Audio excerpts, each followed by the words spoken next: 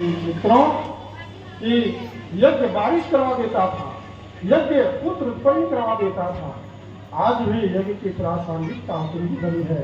परंतु गुरुदेव ने कहा कि अपने संस्कारों में यज्ञ को शामिल कर दो, क्योंकि यज्ञ के बिना कोई संस्कार संपन्न नहीं हो सकता है।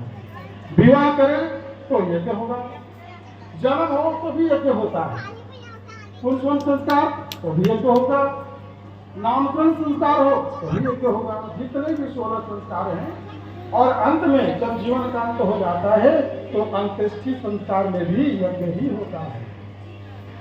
शरीर का अंत हो जाता है, आत्मा चली जाती है, और इस शरीर को क्या करते हैं? लकड़ी को प्रज्वलित करके यज्ञ ही तो होता है। इसलिए यज्ञ का बहुत बड़ा लाभ है, बहुत बड़ा महत्व है कि आपने भाइयों आज हम लोग पुंसवन संस्कार प्रयोग करते हैं। हमारे समक्ष 2 या 3 बहनें हैं जो पुंसवन संस्कार आज होना है, आज गर्भ पूजन करना है, और भगवान से प्रार्थना करते हुए कि जो शिशु इस धरती पर आने वाला है वो विलक्षण हो, वो देवता के समान हो। इसलिए यज्ञ का एक परंपरा परिपाटी चलाई गई कि यज्ञ हो, इसके बाद मंत्रों से अभिपूरित होकर के गर्भ का पूजन हो।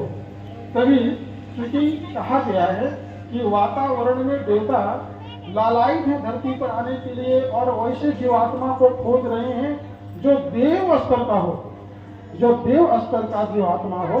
भगवान उस शरीर के भीतर प्रवेश करने के लिए, वो आने के लिए वातावरण में घूम रहे हैं, वैसे व्यक्तित्व को ढूंढ रहे हैं। आइए, कौन नहीं चाहता है कि हमारे घर में हमारे यहाँ राम जैसा पुत्र जन्म ले, कृष्ण जैसा बालक का जन्म हो? कौन नहीं चाहता है कि हमारे घर में विवेकानंद जैसा पुत्र जन्म ले? कोई चाहता है कि हमारे घर में रावण जैसा पुत्र हो? कोई चाहता है क्या? कोई दुशासन जैसा पुत्र चाहता है क्या? दुर्योधन जैसा पुत्र चाहता है क्या? जब भी चाहता है तो राम के जैसा पुत्र, संस्कारवान, संस्कार से भरा हुआ। परंतु गुरुदेव ने कहा कि देवता की परिकल्पना कुछ और नहीं हो सकती। क्या हो सकती है कि उत्कृष्ट चरित्र और श्रेष्ठ चिंतन से भरा पूरा जो व्यक्ति है वही देवता है। सोचने के तरीके में श्रेष्ठता, व्यवहार करने के तरीके में उत्कृष्टता, इसका समुच्चय जो होता है वही देवता होता है। 4 हाथ वाला देवता नहीं, 4 माथा वाला देवता नहीं। आदर्शों, सिद्धांतों को जो अपने जीवन में लागू करता है, जो संस्कारों को अपनाए रखता है, वही देवता है। उसी देवता की कामना हम सब करते हैं। आज पूजन करेंगे गर्भ पूजन के रूप में, कि उस देवता को, उनके प्रादुर्भाव के लिए, उनको बुलाने के लिए हम देवताओं को साक्षी मान करके और यज्ञ भगवान को साक्षी मान करके हम आवाहन करते हैं कि देव रूप में शिशु का इस धरती पर आना एक देवता के रूप में हो।